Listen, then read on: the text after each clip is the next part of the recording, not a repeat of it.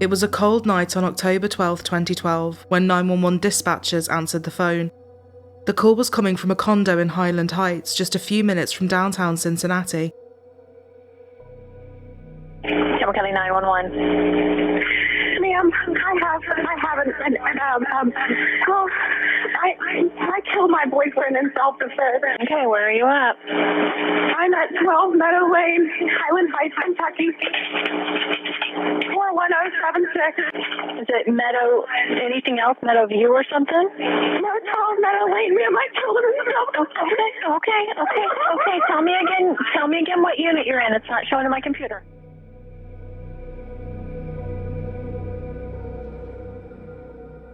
The caller was 21-year-old Shayna Hubers, and she had just shot her on-off boyfriend, Ryan. Hold on. What did you kill him with? A loaded gun in the house. I laid it on the bookshelf. I'm standing about 10 feet from his dead body. Okay, are you sure that he is dead? He's dead, ma'am. He's completely dead. Okay.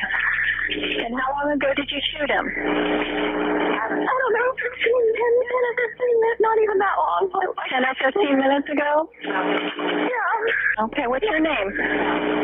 My name is Shayna Hubers. Are they going to arrest me? Ma'am, I don't know what they'll do. We're going to send him out. I'm going to stay online with you, okay? I mean, I'm not a murderer, ma'am. I just killed him. What happened exactly? What happened? He beat me and tried to carry me out of the house, and I came back in to get my things, and he was right in front of me, and he reached down and grabbed the gun, and I grabbed it out of his hand and pulled the trigger. Okay. And how old is he? He's 29. He'll be 30 on he would have been 30 on December the 30th. All right, what's his name? Ryan Poston. He's an attorney in Cincinnati. So he slammed you into the couch, but you don't have any injuries? I don't have any injuries. I was just very frightened. He's a lot bigger than me. He's 6'3", 200 pounds. I'm 5'8", 120. And he picked me up and was carrying me out of the house. And I said, let me get my things at least if we're gonna break up. And he wouldn't let me get my things. And when I reached around to try to get my things, I can hear myself echoing in the background, ma'am. It's just the tone system. The tone system has got a delay. And he pushed me down from the door all the way to the couch. And when they come here, they'll see how far that is. He threw me across the room. And I was very startled. I was laying on the floor. Okay. Ma'am, and then because he was twitching and I knew he was going to die anyway, and he was making funny noises, I shot him a couple more times just to kill him because I knew he would have been. I'm sorry, you said you shot him a couple more times after that? Yeah. How many times did you shoot him total? I don't know. Okay, because he was twitching and you knew he was going to die, so you shot him again? Enough to make sure he was dead because he was twitching so bad and I didn't want to lay there and do it. So you shot him instead of calling 911? For a small town that hadn't seen anything like this in years, it was as jarring as it was shocking. Shayna Hubers was taken into the police station to give her version of events. You want something to drink? You want some water?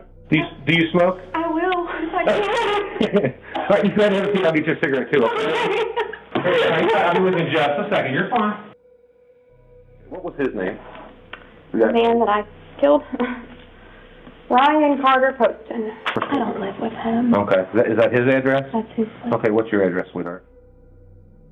The victim was 29-year-old Ryan Poston. He was found slumped on the floor, face down, between a table and the radiator, blood covering the wall behind him and the table.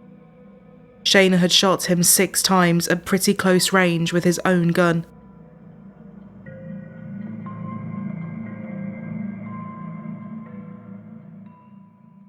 "29-year-old Ryan grew up in Fort Mitchell, Kentucky. A family person through and through, he was very close to his parents, Jay and Lisa, especially his dad. Although his parents divorced when he was young, everyone stayed close. Ryan's stepfather, Peter Carter, quickly became a big part of his life too. Ryan would soon become a protective older brother to his 3 younger half-sisters, Allison, Elizabeth and Catherine. As soon as he was old enough, Ryan even changed his middle name to Carter to show his love for his stepfather. He came from a family of hard workers, and Ryan was no different. He had always been studious and driven, and did some of his high school years in the Philippines and Switzerland before attending Indiana University, where he triple majored in geography, history, and political science. He always had one goal in mind. He wanted to be a lawyer. Jay said when his son finally achieved this, he lived and breathed it, taking his hard work home every day. He cared so much about helping people that sometimes clients would approach him, but with no means to pay. Ryan would take their cases on anyway. His dad said he took their phone calls and he made them feel like they were the only person on earth. Their problems were his problems and he wanted to solve them. One of his friends said Ryan was a feisty lawyer. When he walked into a room, he immediately demanded attention. But away from his work, he was far more quiet and shied away from any and all confrontation. Ryan was soon one of the youngest attorneys in the state to have his own law firm, and never one to slow down. He hoped that one day he might even run for office. It was in 2011, after recently breaking up with his old girlfriend Lauren, he started talking to 19-year-old Shayna Hubers online after coming across her Facebook profile. Lauren said they had broken up amicably because they were both so busy with work, but she had always hoped that one day they might come back together, believing he was her true love. Shayna and Ryan had some mutual friends, one of which was Ryan's cousin, and he struck up a conversation after liking some of her photos. In April 2011, Shayna turned 20, and after talking for a few months online, the pair met in person. She had earned a scholarship to study psychology at Kentucky University, while Ryan was almost 100 miles away in a new condo. Despite the distance and an almost 10-year age gap, their relationship definitely moved quickly, with Shayna soon meeting Ryan's family and spending holidays with them. This was a big deal for Ryan. His family and their opinions were so important to him. Friends of Shayna said much the same as Ryan, she was very charming, very attractive, and very smart, being in a lot of the gifted and talented programs since she was a child. She loved performing as well, musical theatre especially, and friends said she was so naturally dramatic that it just made sense that she fell into this. She graduated university a couple of years quicker than her fellow students and moved on to a master's. Ryan and Shayna seemed perfect for each other on paper.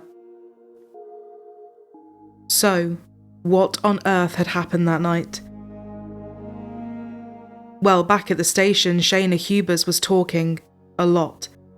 She was read her rights and asked for a lawyer, but carried on speaking without one present. You have the right to remain silent. I do want an attorney. Okay. So I can't ask you any questions at all. She was talking to anyone and everyone that would listen to her. I was so out of it. I was like, "Is this not the defense that I killed him, and can you come to the scene?" I was raised really Christian, and murder is a sin. And I wasn't doing anything that was mean. I was like begging him to stay in the relationship and be with me because I knew that we weren't fully loving each other. Ryan had told me that he loved me and wanted to be with me. Shayna told them from the off it was an abusive relationship. Ryan had always been nasty, cold and aggressive, telling her she needed plastic surgery and she needed to lose weight. But now she claimed he had also become physically abusive. Everything had just gone too far that night and she was forced to protect herself. I knew he was violent. I knew he was crazy. He was screaming at me, telling me I was hillbilly, that he hates me. He was throwing me around the room, like picking me up and had my face and stuff. Pulled me by the ponytail of my hair. I had my head banged and do a few different things tonight. Picking me up and throwing me against the bookshelf and calling me a hillbilly. I've done me his jokes before. And I shot him in self-defense because he's done stuff before where I've hit my head on a headboard and could have died. Shayna claimed that night he had been grabbing her and throwing her against walls, and just as she thought he had calmed down and sat at the table, everything went from 1 to 100 again. He was saying that he was so abusive while he was throwing me around the room. I think in the midst of that, my love turned to hate, and I remember screaming, reaching up to grab the shirt. "You out there, you mocked my family out there." So where had the gun come from? Ryan had a license for his guns and had several of them around his apartment. There was always one in reach, she said. Guns, he keeps loaded guns in the house. Has picked up a gun, pointed it at my face as a joke. What would you do if part of me wanted to get my keys and get in my car and leave? Because I knew my word against his and he's dead. You know, how is anyone else to know that it's self-defense? He had guns laying on the table. And I just picked up the gun. And in the middle of him doing something with his arm or saying something crazy, I shot him. I knew he was going to die or have a completely deformed face. He's very vain and wants to get a nose job. Just that kind of person. And I shot him right here. I gave him his nose job. He wanted. It was a handgun that I used. The gun was this big. I picked it up off the table. I did have to release this week. I did. I remember it now. I can see it in my mind. And he had his hand on the table, and he wasn't completely standing up. He was like this. He was sitting. He was enough that when I he went like this, literally. That's when I knew he was dead, or close to it, and twitching. I walked around the table.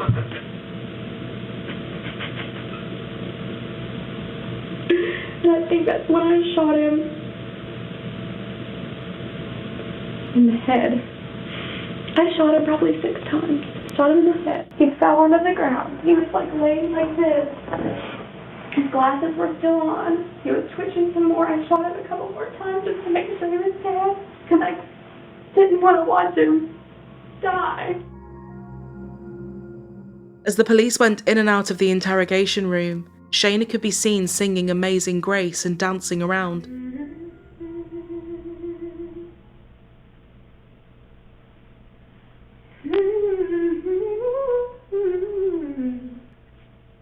How sweet. I'll be right back. Thank you.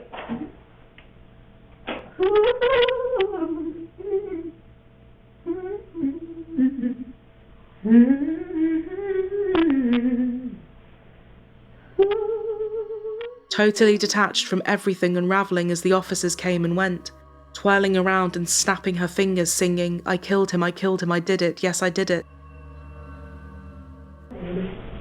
Yes, I did. I can't believe I did that. The only thing she seemed bothered about was whether she would be allowed to take a shower and keep her phone if she went to jail.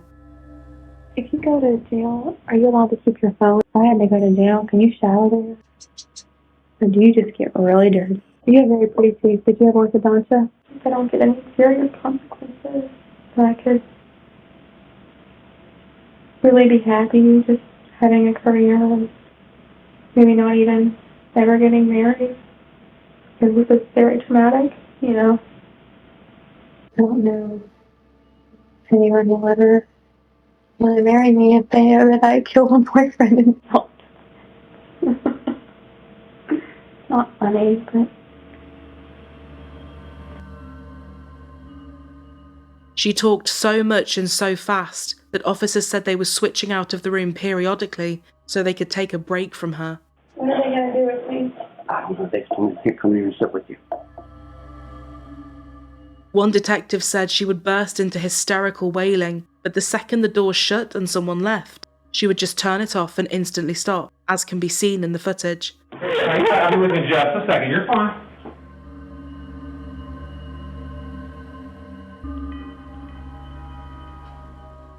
He said he never saw a tear, just someone mimicking crying.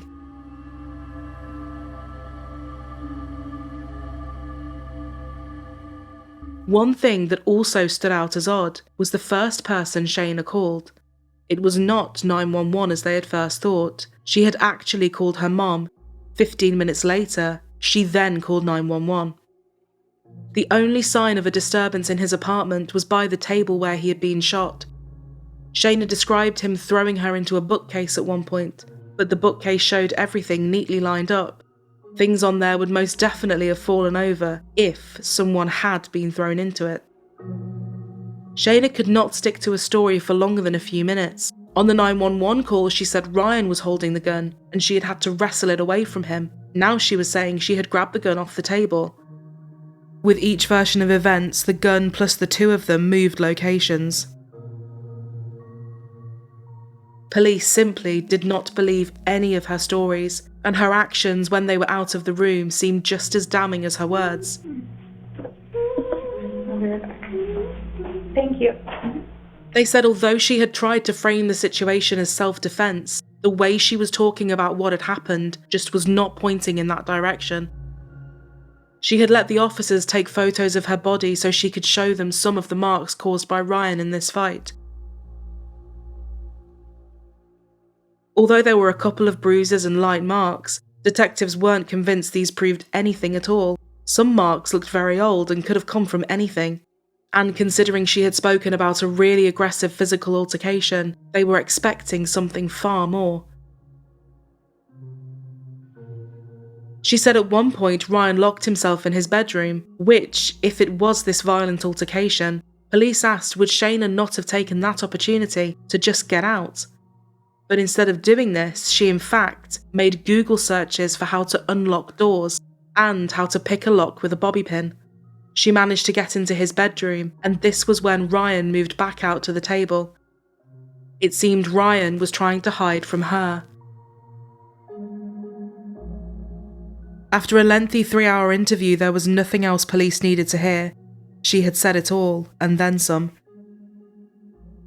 Here's what's going to happen right now, Shayna. Okay, with everything that we have, I'm gonna have to charge you with murder. What degree? Murder. There's no degree. They charged 21-year-old Shayna Hubers with murder, and she was held on a $1.5 million bond. They felt even more confident when the autopsy revealed she had shot him 6 times in total, but the first shot was to the right side of his head, at a downward trajectory, and this would have been enough to get him to fall to the floor. The following 5 bullets were total overkill. The first shot was not in front of him as he had stood up. It was at the side of him as he was sitting down. All the autopsy did was show someone shooting in a blind rage. It was close, it was personal, and it was angry, and it did not seem to point towards self-defense. As the police were building their case against Shayna, Ryan's family were also busy, taking on the awful tasks of funerals and finances.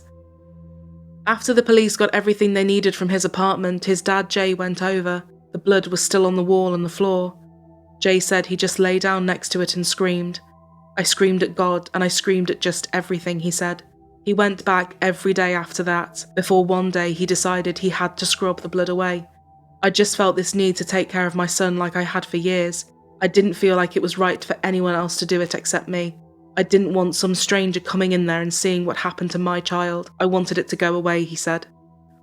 People in Ryan's life said this narrative of him being an abusive and aggressive person was just so far from the truth. Ryan's best friend Ali said the first time she met Shayna, she just knew this was not the girl for him. She made it clear that Ryan was hers, and he had no room for friends, especially female friends. She was glued to him all night in a way that frankly made people feel uncomfortable. His ex-girlfriend said that nothing about what Shayna was stating about their relationship rang true when they looked at their own time with him. It was possible that this time was different, but it just seemed so unlikely. And messages from Ryan's phone were definitely painting a picture of Shayna. Ryan and Shayna had been on and off for about 18 months, and despite their initial chemistry, their relationship quickly began to sour. Ryan had had other things going on besides an already tough job and relationship. He was in hot water with his old business partner who had launched a lawsuit against him after he left to start his own law practice. Shayna didn't seem to understand that Ryan's time had to go between other things as well as her. She would phone him repeatedly, once sent him 75 texts in just 1 hour. But the messages overall were literally in the hundreds of thousands, the police said. For every 1 reply she got from Ryan, she would send about 50 messages back, bombarding him until he replied again. But when Ryan would tell her he needed space, Shayna would just get in her car and drive to his condo, crying and begging him to take back what he said. She was completely obsessed with him, and she couldn't and wouldn't accept that he wanted to walk away. After a rocky spring, Ryan, against everyone's pleas, still hoped the summer might be different and decided to give things another go. But it was just not meant to be, and he told everyone he decided to finally end things for good. But Shayna did what she normally did, driving all the way out to see him. Ryan texted Shayna saying he was putting an extra padlock on the door and turning his phone off.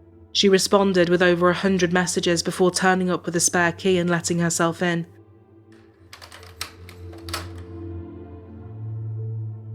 He messaged his best friend Ali on Facebook saying, "Literally probably the craziest fucking person I have ever met. She almost scares me." Ryan also texted a friend saying, "This is getting to be restraining order level crazy." Now some of you may wonder why he didn't file for a restraining order, but under Kentucky law, he didn't actually qualify for one.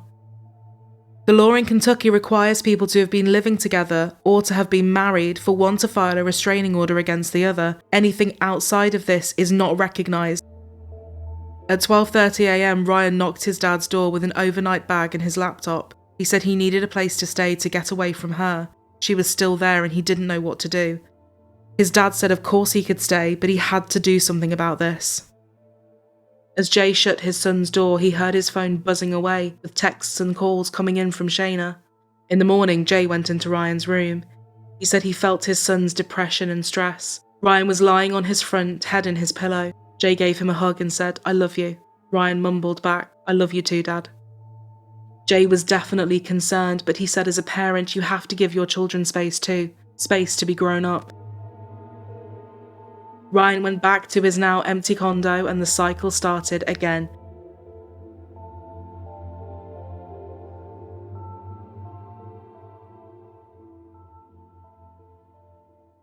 One of Ryan's neighbours who had gotten close to Shayna said Shayna had shown her bruises allegedly at Ryan's hands. But she said she still saw her cook and clean for Ryan, buy him gifts and really dote on him. But friends as far back as high school said this wasn't exactly what it looked like. This was just the way Shayna handled rejection or being jealous. She was always extreme. She couldn't stand not getting her way with people and would persist until she did. Emotions, whether they be good or bad, just consumed her, and forcing her way back into Ryan's life and his condo to do nice things for him, rather than give him the space he had actually asked for, just summed this situation up. Shayna on some level knew he was still talking to her out of guilt, and she sent a text to a friend saying, "He says he's only with me because I make him feel awful about it when I cry." Some people, including Shayna's mother, say Ryan was guilty of sending mixed messages to her. Every time he broke up with her, he took her back. But others that knew Shayna said she was a really hard person to convince of something. It wasn't over until she said it was. He didn't want to upset her because her behaviour was even harder to deal with, but he didn't want to be with her either. He felt very trapped, and it was a lose-lose situation. Shayna needed constant attention and validation, and it seemed she wasn't devoted completely to Ryan, as she had claimed. She admitted that they would both see other people, even texting a friend saying she was with Patrick and that she caught an STD but couldn't be sure who gave it to her. Allegedly, Shayna had fantasized about killing Ryan before at a shooting range. She sent a message to a friend saying she wanted to turn around, shoot and kill him, and play like it's an accident. And looking at the days surrounding his death, on October 11th, just one day before, things became messy again when Ryan and Shayna spent the evening at his condo together watching a political debate. Whatever the case may be, at around 3 o'clock that morning, Shayna called her mum crying about an argument they had had and saying she had chest pains. Unbeknownst to Ryan, Shayna's mom drove all the way over and let herself in to sit with her. Ryan woke up to find them both in his living room, and he was freaked out to say the least. It was now October 12th, the final hours before Ryan died, and Shayna was bombarding him as normal. She told him she was angry he hadn't taken her to the doctors about her chest pains, but she was happy her mum had, because they had given her medication for her blood pressure. But there was no doctor, and there was no medication. It was just another ploy for sympathy, and a guilt trip. Later that day, Ryan was in the office and was actually getting ready to meet a date. None other than Miss Ohio 2012, Audrey Bolte. Audrey Bolte, Ohio.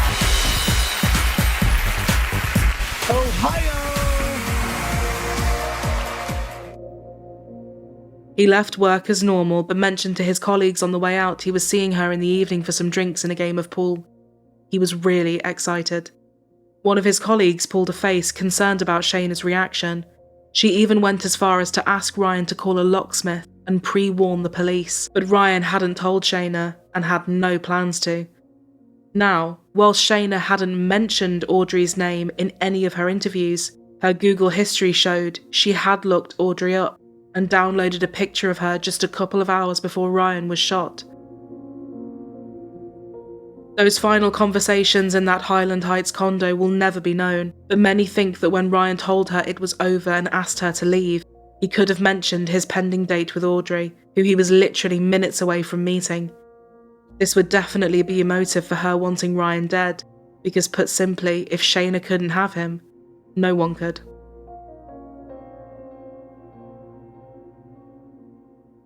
With Shayna still maintaining her innocence, it was now time for her trial. No one was arguing about who had pulled the trigger that night, but her defense was still arguing that she had done it to protect herself against a violent man, and the prosecution were pushing for a murder conviction. Jurors in Shayna Hubers' trial learned more about the night Ryan Poston was shot, and testimony took some unusual twists and turns today. An expert testimony witness, a forensic expert from New Jersey, was called, spent a long time going through all the evidence, and when he was called to the stand, although he didn't use this word, he basically said that Shayna Hubers, was the aggressor. The victim was alive for all of the shots. So I believe the first 3 shots in and of themselves were very damaging, but he remained alive until the last shot was given. Then from the science, they moved to a lot of the emotion. Ryan's stepfather testified. He said to me, he goes, my biggest issue, Dad, is I don't know what, if I'm going to be able to do this, to go on that date, because Shayna is always around. And I don't know what to do. He said, I don't know what to do to get her to leave. Shayna had told many stories about that night to many people, but the defense latched on to one of her stories, which was that she had shot him as he was standing up from the table to come towards her, and she saw him as a threat. This was not a case of anything but self-defense. This was a case where Shayna was acting to save her own dignity and her own safety. She then fired the other 5 bullets because she saw him still moving on the floor and she still feared for her life. But an expert for the prosecution testified that the location of the first bullet showed this was simply not possible in any way, shape or form. They knew Ryan had been shot in the right side of his head, and it was at a downward trajectory. The angle the bullet entered proved he had to have been seated, not standing up, and not walking towards her. She couldn't have been in front of him across the table as she had claimed. She was right next to his side and above him. As his head fell forwards onto the table, his back was then exposed, and this was where the second bullet entered. As he fell onto the floor, she stood over him and continued to shoot. The gun had blood on it that had spattered back, further showing just how close she was to him. Releasing the safety trigger again by her own admission also showed a level of premeditation. This was not someone standing back, panicked and defending themselves with a single shot in the midst of an aggressive fight. All of it added together showed murderous intent. The more the trial went on, the more people couldn't help but notice the similarities between Travis Alexander's murder at the hands of his ex-girlfriend Jodi Arias in 2013, a case that captured the world's attention and continues to do so to this day. The entire afternoon was devoted to one single defense expert witness whose specialty is toxicology. Now, Saeed Jortani testified that Ryan Poston had a combination of Xanax and Adderall in his system at the time that he died.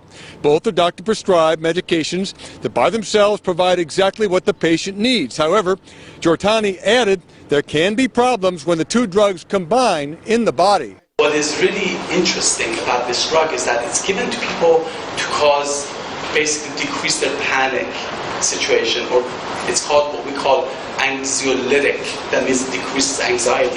That's what it's made for. But in certain individuals, what it could cause is the opposite. It could cause emotional outbursts, it would cause basically discontrol and violence and so on. Well, a couple of cellmates were called, and one after the other, they both said, look, That self-defense thing, that's just bogus. She made that up.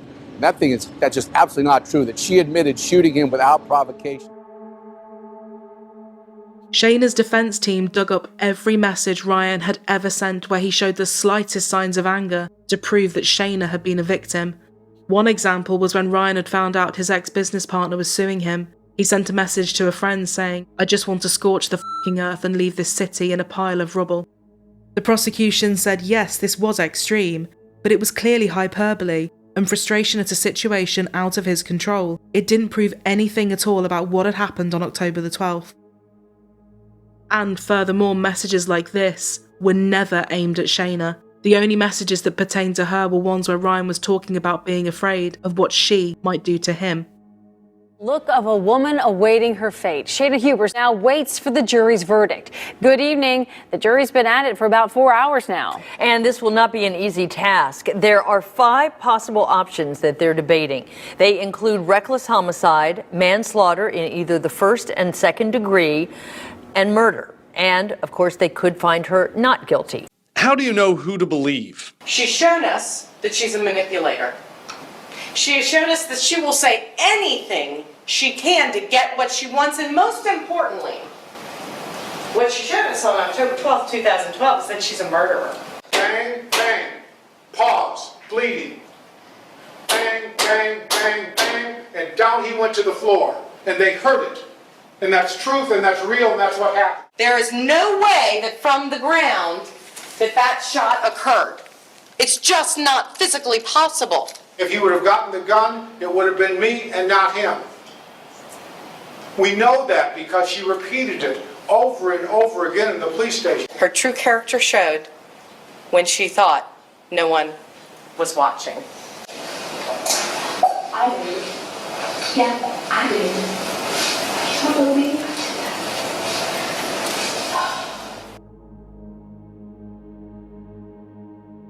Ultimately, the jury did not believe her claims of self-defense either. We, the jury, find the defendant, Shayna Hubers, guilty of murder. And after just 5 hours of deliberations, Shayna Hubers was found guilty of the murder of Ryan Poston. Shayna, someone once so talkative, now had little to say aside from, And I'm sorry to my family and I'm sorry to my friends for letting them down. I am sorry for the money that my parents have had to spend on attorneys. I feel like I was led on. I feel like I was manipulated, used, and abused. Hubers makes one last plea to the judge. It was never about Ryan's family. It was never about them. I don't mean to hurt anyone else. I never meant to hurt anyone else. This case comes down to one phrase. Just once to hear the words, "I shouldn't have done that."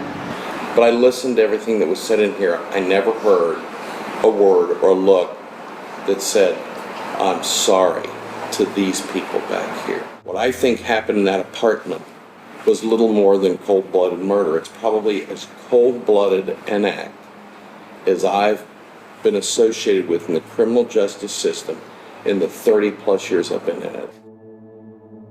She didn't mention Ryan once. Lauren, Ryan's ex-girlfriend, stood there with his family, incensed at how little Shayna cared.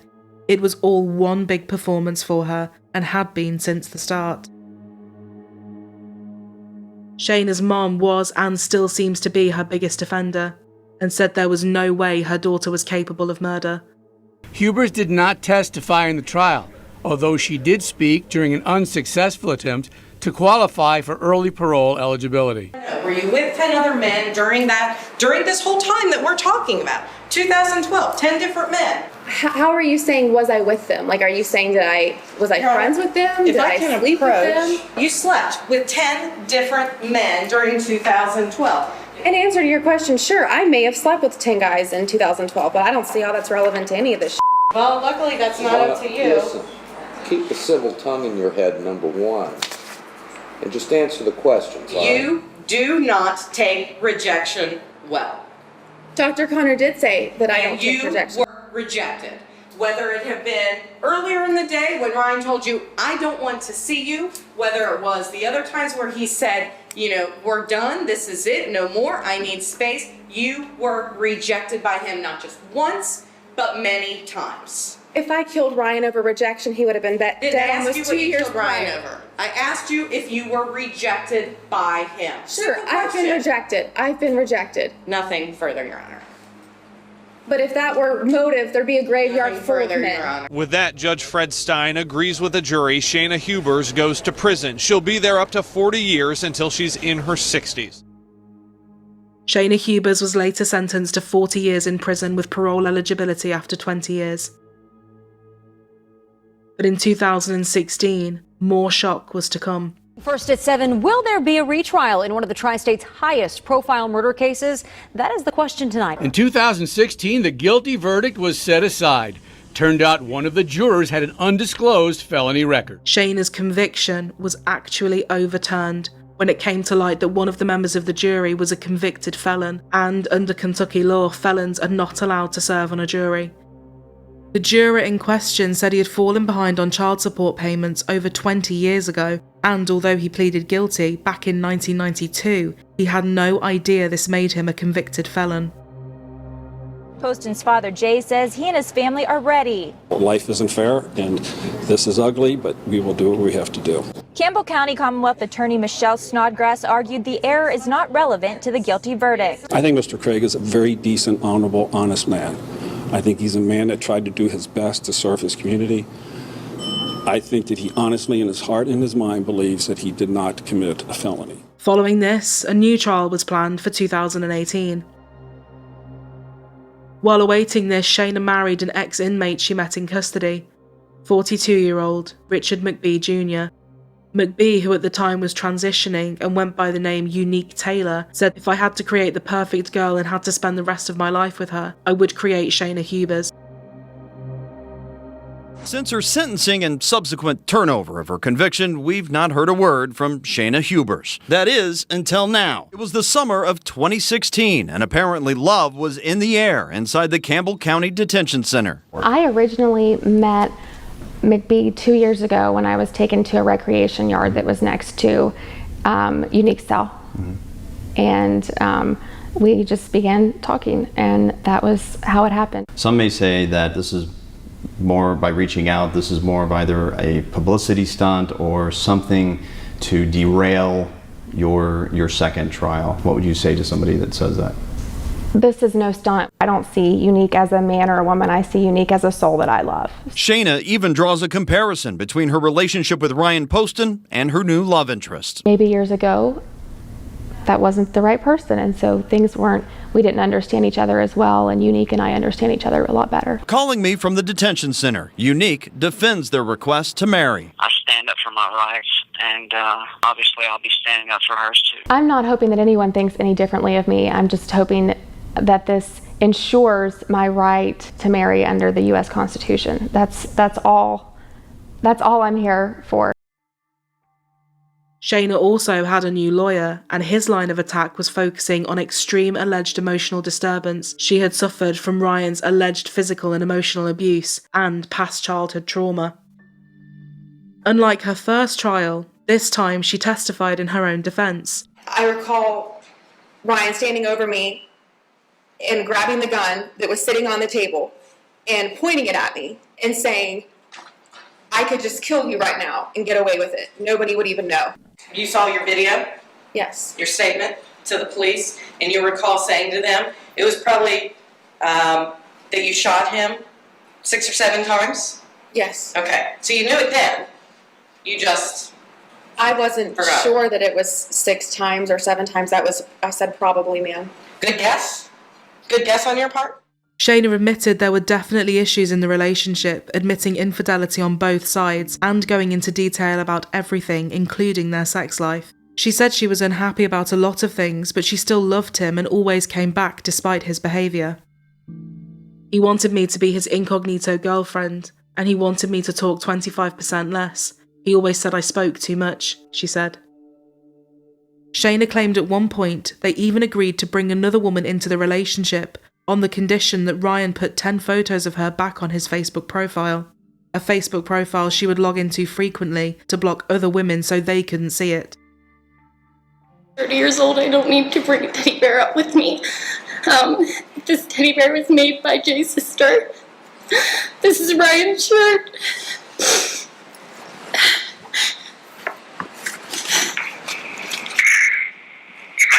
Ryan Poston. I'm sorry that I'm unavailable right now. If you could leave a message, I will call you back as soon as possible. Thank you. That's it. That's all we have on voicemail. A psychologist on the defence's side said that an insanity plea was not going to be an option. He did say, however, he believed that Shayna had borderline personality disorder, was narcissistic, and she had post-traumatic stress disorder and showed signs of secondary sexual abuse trauma and sexual dysfunction. He said at the time she shot Ryan, her psychological condition was seriously abnormal. Shayna also said she had been molested as a child, even accusing her own father of touching her inappropriately. For a second time, the jury deliberated, and everyone held their breath. Now on 11 at 11, guilty again. The retrial for Shayna Hubers ends with the same verdict from her first trial. Shayna Hubers cried and buried her head in the arms of one of her attorneys. We, the jury, find the defendant, Shayna Hubers, guilty of murder. After being found guilty again, her lawyer asked the judge for a sentence of 20 years, saying Shayna could be rehabilitated and become a productive member of society one day. On October 18, 2018, Shayna was sentenced to life in prison, but with the possibility of parole after 20 years. And because she had already served 6 years at the time, her first parole hearing will actually be in 2032. His father, Jay, turned to Shayna's family and said, "Your daughter is sitting right there, breathing, laughing and speaking. She may one day sit at your table for your Thanksgiving meal. Meanwhile, I wait in the middle of the night, every night, anguishing that I may forget the sound of my son's voice. My sole purpose in life for these last 3 years was to bring justice to my son's name. Now I have to find the next stage." Ryan believed in the justice system, always, always, and it has not failed him. Since her second conviction, Shayna still denies murder. She also announced that she was seeking a third trial. Convicted killer Shayna Hubers has filed for divorce. Shayna's marriage in prison ended in divorce in January 2019, and she announced that she was on the hunt for someone new. Using the Writer-Prisoner website, she said, "I have grown much since the 21-year-old girl I was in October 2012 at the time of my arrest. I'm looking for someone who won't judge me by my past, but by the woman I've become. No one really knows or can explain what I've been through besides me. It can be hard being judged by false conviction theories in the media, used to obtain television ratings, and a conviction and maximum penalty in court." In terms of social media and in the jury of public opinion, there are still people that believe she was acting in self-defense and is at her core a good person. Others believe she is exactly where she should be, locked up and unable to hurt anyone else.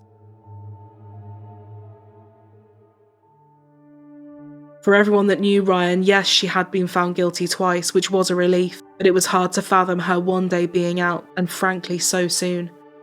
Ryan's dad, Jay, adopted his dog Oliver and takes him everywhere, believing a little part of his son is still with him that way. He was asked how on earth he could ever recover from something like this. He said, "There is no way. I am frantically looking for him, or he's in danger and I cannot help him. It is horrible to wake in the dark of night with your heart feeling as though it is going to burst from your chest and tears running down your face. Since Ryan's birth, I gauged my well-being by his. My plan in life was always I would be with my son. I would be a doting grandfather, and that was my whole focus. My name ends with his name. He was my lineage. He was the last of me."